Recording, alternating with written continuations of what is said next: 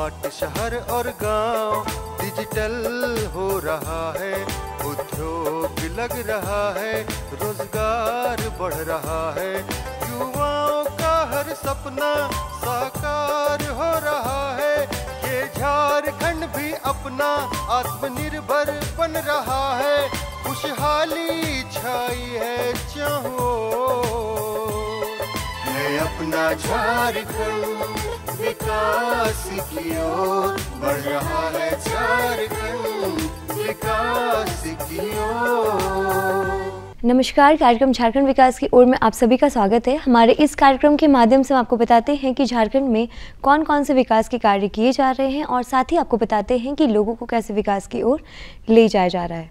दर्शकों, और क्षेत्र और राज्यों की तरह हमारी झारखंड सरकार भी चाहती है कि हमारा झारखंड राज्य हर क्षेत्र में खुद को आगे रखे, अव्वल रखे। इसके लिए झारखंड सरकार समय समय पर लोगों के लिए बहुत सारी योजनाएँ लाते रहा है, जिसके ज़रिए लोग रोज़गार से जुड़ पा रहे, खुद को आत्मनिर्भर बना पा रहे। इसी कड़ी पे बात करते हुए आज आपको लिए चलेंगे कोडरमा में रह रहे उन छात्र छात्राओं के पास जो कि कौशल विकास के तहत कंप्यूटर का प्रशिक्षण लेकर के खुद को रोज़गार से जोड़ रहे हैं, खुद को आत्मनिर्भर बना रहे हैं। माननीय प्रधानमंत्री श्री नरेंद्र मोदी ने 2015 में प्रधानमंत्री कौशल विकास योजना की शुरुआत की थी। अब तक इस योजना के 3 चरण पूरे हो चुके हैं, जिससे लाखों लोग लाभान्वित हो चुके हैं।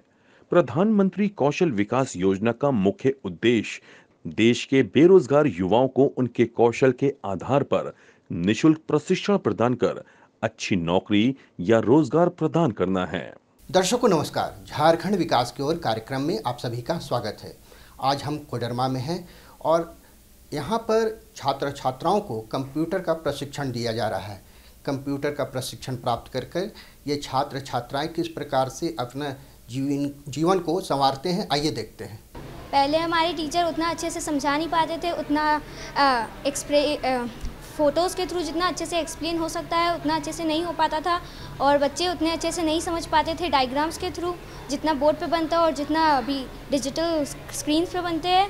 और पहले थोड़े दिक्कत होते थे बच्चों को भी समझने में, अब बच्चों के लिए भी आसानी हो गई है कि वो कैसे पढ़े और क्या पढ़ सकते हैं, और अच्छे से वो समझ भी सकते हैं कि क्या करना है, आगे क्या होना है और क्या बन रहा है, और डायग्राम से थ्रू और ज़्यादा अच्छे से समझ आता है। बड़े में क्या करना है? मुझे सीए करना है। सीए करना है, आप सीए का कोर्स करना चाहती हैं।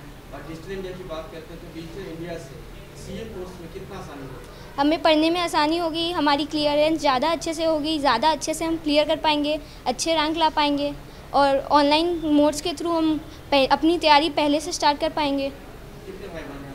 हम एक बड़े भाई और एक मैं बहन हूँ। तो जब घर में अपने भैया से बात करते हैं डिजिटल इंडिया के बारे में क्या बतलाते हैं भैया? अभी भैया मेरे साथ नहीं रहते, तो अभी हमारी बात डिजिटल के थ्रू होती है, हमारी ऑनलाइन ही बात होती है, और हमें एक दूसरे से बात करने में आसानी भी होती है, हम वीडियो कॉल भी कर पाते हैं। अभी जैसे कोविड-19 2019 में बहुत फैला था, तो उस टाइम पे हमारी स्टडीज़ को हार्म हो रहा था, ताकि हम स्कूल नहीं आ पा रहे थे, तो ऑनलाइन मोड के हिसाब से हम बहुत ज़्यादा पढ़ पा रहे थे। टीचर्स हमारे साथ ऑनलाइन कनेक्टेड थे, बहुत ज़्यादा नॉलेज मिल रहा था उस टाइम पे भी। हम मतलब दूर नहीं हो पा रहे थे स्टडीज़ के मामले पे। और बस जैसे अभी टिकट्स बुक करने पे रेलवेज़ में, तो उस टाइम पे हमारा टाइम सेव होता है, पेट्रोल सेव होता है, मनी सेव होता है। उस टाइम पे हम जब ऑनलाइन मोड नहीं था ज़्यादा, तो उस टाइम पे हमें जाना पड़ता था रेलवे स्टेशन टिकट बुक करने के लिए। अब हम ऑनलाइन मोड के हिसाब से टिकट्स बुक कर सकते हैं। ऑनलाइन क्लासेस हो गया, हमारे जो ऑफिस वर्क्स होते हैं वो भी हम घर में बैठ के कर सकते हैं, हमारे टाइम को सेव करते हैं। प्रधानमंत्री कौशल विकास योजना का लाभ ऐसे बेरोजगार युवकों एवं छात्राओं को मिल रहा है जो आर्थिक स्थिति के कारण अपनी पढ़ाई बीच में ही छोड़ देते हैं और उच्च शिक्षा प्राप्त नहीं कर पाते हैं। पीएम कौशल विकास योजना के तहत सरकार ऐसे बेरोजगार युवाओं को निशुल्क प्रशिक्षण देकर रोजगार उपलब्ध कराती है। सबसे पहले तो जो रिकॉर्डेड लेक्चर्स होते हैं जो डिजिटल इंडिया से हमें मिलते हैं, उससे हमें बहुत फ़ायदा होता है। वो हमें पूरा विजुअलाइज करके दिखाते हैं, लेक्चर्स देते हैं अच्छे से, और हमें सब समझने में आसानी होती है। इसके अलावा हमें स्पोर्ट्स में भी बहुत अच्छा मदद मिलती है। हमें टेक्निक्स मिलते हैं, नए नए स्ट्रैटेजीज़ मिलते हैं कि हम कैसे क्या कर सकते हैं और अपने आप को इम्प्रूव कैसे कर सकते हैं स्पोर्ट्स में। माननीय प्रधानमंत्री का कहना है कि पूरी दुनिया को कर लो मुफ्त में। जब हम डिजिटल इंडिया की बात करते हैं तो डिजिटल इंडिया के माध्यम से क्या पूरी दुनिया को मुफ्त में कह सकता है? एकदम किया जा सकता है, क्यों नहीं। क्योंकि डिजिटल इंडिया के ही ऐसा है जिससे हम अपने आप को पूरा इम्प्रूव कर सकते हैं और हम बाकी सारी चीज़ों पे ध्यान दे सकते हैं, अपने कैरेक्टर को इम्प्रूव कर सकते हैं, अपना कॉन्फिडेंस बिल्डअप कर सकते हैं और बहुत सभी चीज़ें हैं। सर देखिए, साइंस एक ऐसा सब्जेक्ट है जो बच्चे के अंदर काफ़ी क्यूरियोसिटी पैदा करती है। तो क्या होता है, जब हम लोग ट्रेडिशनल मेथड यूज़ करते थे तो बच्चे लोग साइंस को उतना समझ नहीं पाते थे, लेकिन विद द स्मार्ट क्लास क्या हो रहा है कि बच्चे लोग सब कुछ अच्छे से समझ पा रहे हैं। क्यों? क्योंकि वो विजुअलाइज कर पा रहे हैं। ऐसा एक मेथड होता है audio visual, and this is both audio and visual both. तो ऑडियो और विजुअल से क्या होता है, बच्चे लोग देख भी पाते हैं, सुन भी पाते हैं। उससे क्या होता है, बच्चे लोग में काफ़ी क्यूरियोसिटी पैदा होती है कि हाँ आज हम लोग न्यू टॉपिक पढ़ेंगे। बच्चे लोग अटेंशन भी अच्छे से दे पाते हैं और अच्छे से हर एक टॉपिक को समझ पाते हैं।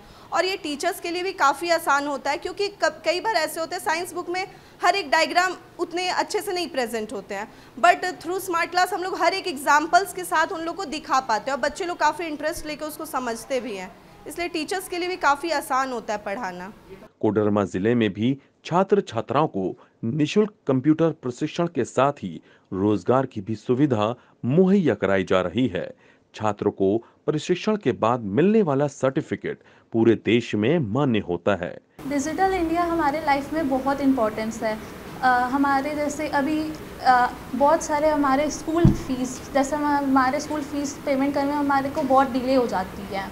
सो हम UPI, फ़ोनपे, गूगल पे बहुत सारे साधनों से कर सकते हैं। और हमारे कभी हम अपना पर्स या फिर कुछ भी घर में भूल जाए तो हमेशा हम हमारे फ़ोन कैरी करते हैं, तो हमारे फ़ोन में हमेशा ऑनलाइन मनी रहता है। तो हम लोग UPI, इवन हम लोग अगर सब्जी फ्रूट्स वगैरह भी परचेज़ करने जाते हैं तो इवन अब हमारे फ्रूट सेलर्स, वेजिटेबल सेलर्स भी अवेलेबल करते हैं, अपना फ़ोन पे QR कोड सब अवेलेबल रखते हैं।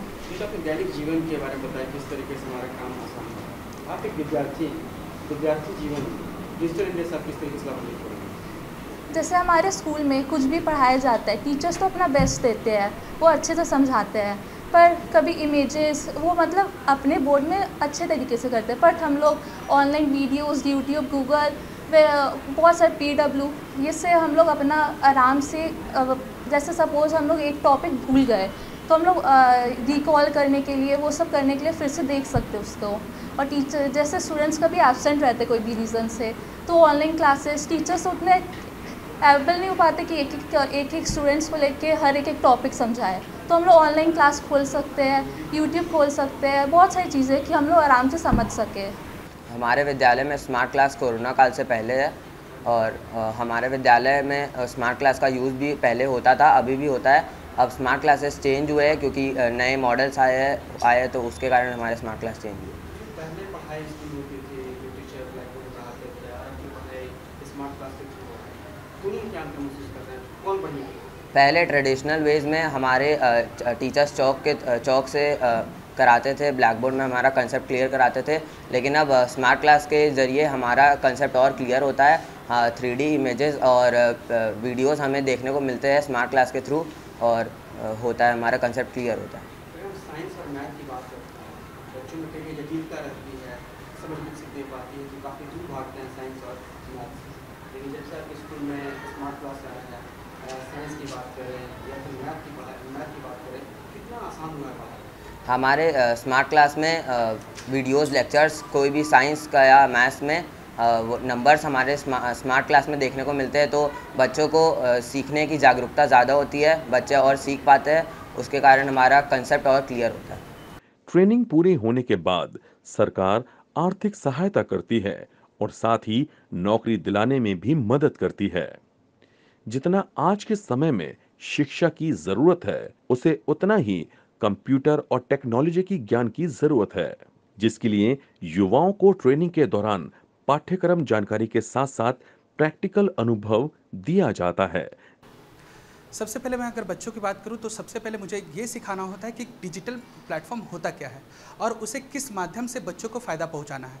तो मैं सबसे पहले यहाँ तो कंप्यूटर की सुविधाएं हैं, तो मैं अच्छे से कंप्यूटर के पास बैठा करके और हर बच्चे को एक एक करके मैं समझा पाता हूँ कि आप लोग अगर डिजिटली किसी डिजिटल मीडिया को यूज़ करेंगे तो आप कैसे उसे एक्सेस कर पाएंगे, कैसे उसे चला पाएंगे। तो सबसे पहला ये ज़रूरी होता है कि घर में सभी के घरों पे ज़रूरी नहीं है कि कंप्यूटर हो, लेकिन मोबाइल आजकल सभी के घरों पे है। तो मैं उसे डिजिटली अपने कंप्यूटर पर बच्चों को ये दिखा पाता हूँ कि मोबाइल से आप हर एप्लीकेशन को जो आपकी सुविधा के अनुसार है उससे आप कैसे फ़ायदा उठा सकते हैं। और बच्चों लोगों के भी बहुत सारे सवाल होते हैं जो कि अपने हिसाब से कुछ कुछ एप्लीकेशंस इंस्टॉल करके रखते हैं। मैं उन एप्लीकेशंस के बारे में बच्चों को समझा पाता हूँ कि उससे आप ज़्यादा से ज़्यादा फ़ायदा कैसे उठा सकते हैं। और यहाँ तक कि जब वो लोग इस संदेह से मुक्त हो जाते हैं तो फिर बच्चे लोगों के लिए आसान हो जाता है कि वो हर सॉफ्टवेयर को अच्छे से इस्तेमाल कर सके और डिजिटली उससे फ़ायदा उठा सके। मुझे लगता है कि आज का शिक्षा सिर्फ ह्यूमन रिसोर्स बेस्ड नहीं रह गया है। अगर हमारे दूर दराज गाँव में अगर हम जाते हैं झारखंड में, तो आपने सही कहा कि कई ऐसे विद्यालय हैं जहाँ पे शिक्षकों की कमी है। एक एक शिक्षक पूरे स्कूल चला रहे हैं, 250-300 बच्चे हैं, 400 बच्चे हैं।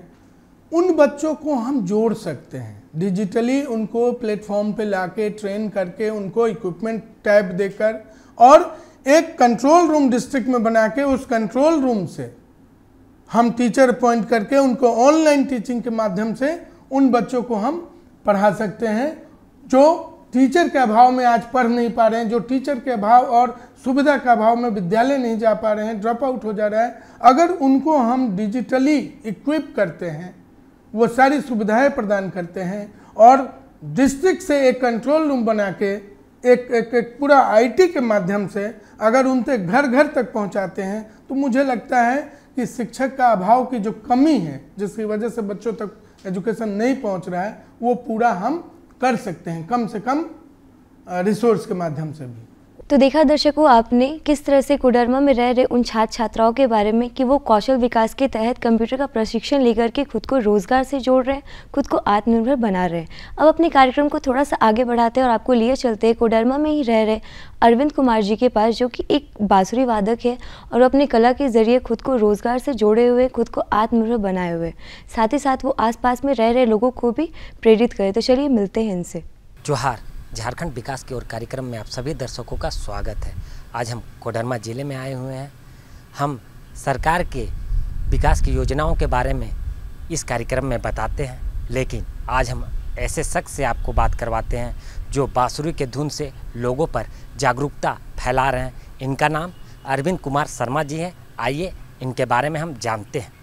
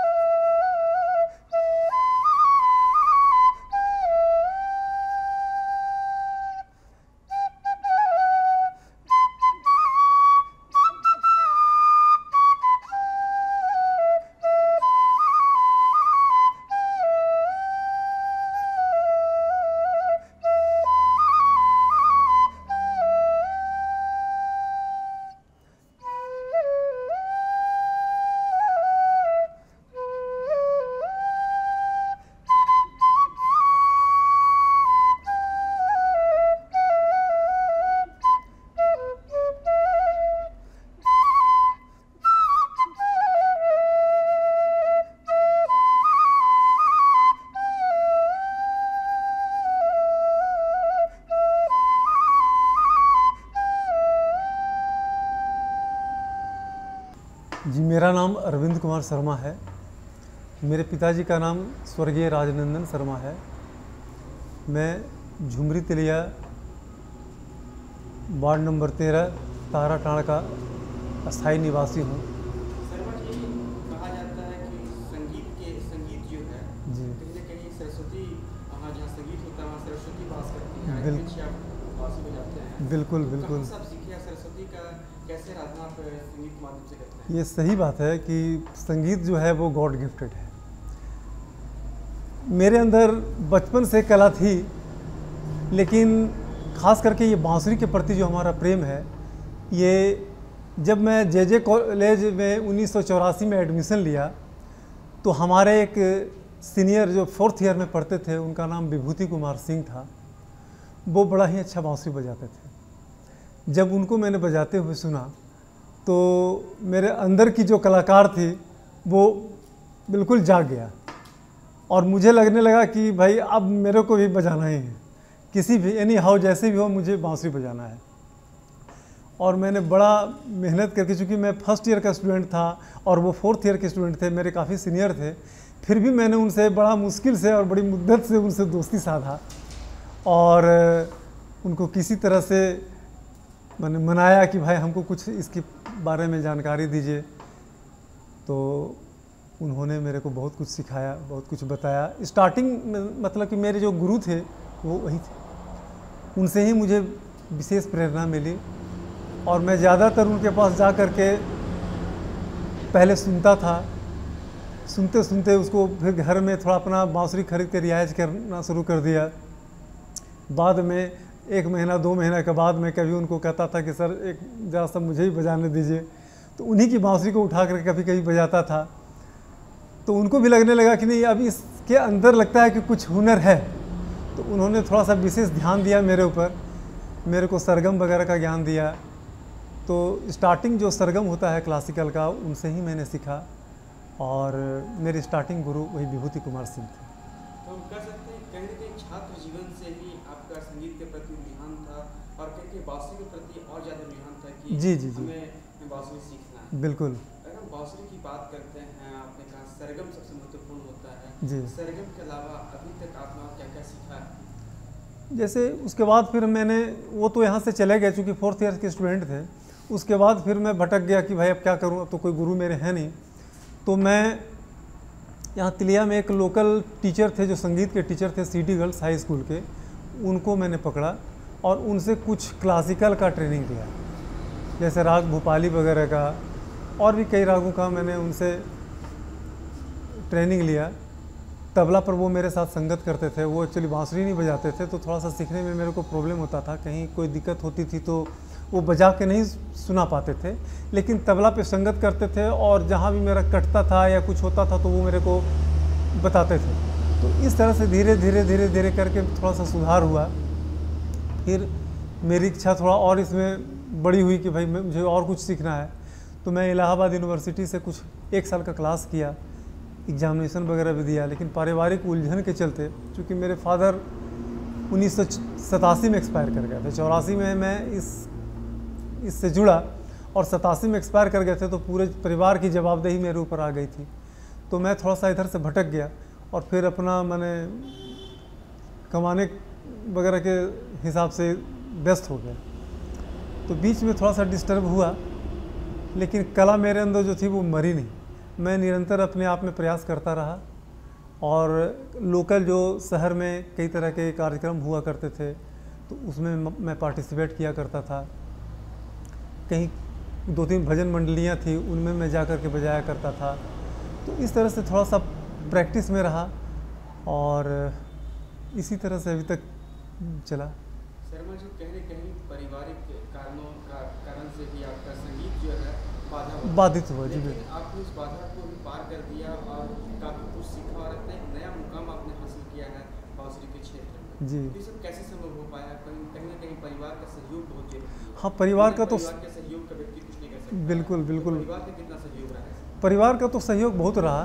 कई बार ऐसा होता था कि स्टार्टिंग में जब मैं बजाता था तो धुन अच्छे नहीं निकलते थे, तो बेसुरा धुन कैसा लगता है, किसी व्यक्ति को कर्कश आवाज़ लगता है, तो लोग कहते थे कि भाई इस तरह का तुम बजा रहे हो। तो कई बार तो हमको लोग क्रिटिसाइज़ किए, लेकिन बाद में जब धीरे धीरे धुन जैसे जैसे अच्छा बनता गया तो लोगों को लगने लगा कि नहीं अब अच्छा बजा रहा है, तो लोगों ने प्रोत्साहित करना शुरू किया और लोगों ने मैंने बताया कि नहीं अब तुम अच्छा बजा रहे हो, तुम थोड़ा सा और प्रैक्टिस करो, थोड़ा सा और मेहनत करोगे तो अच्छा बजा लोगे।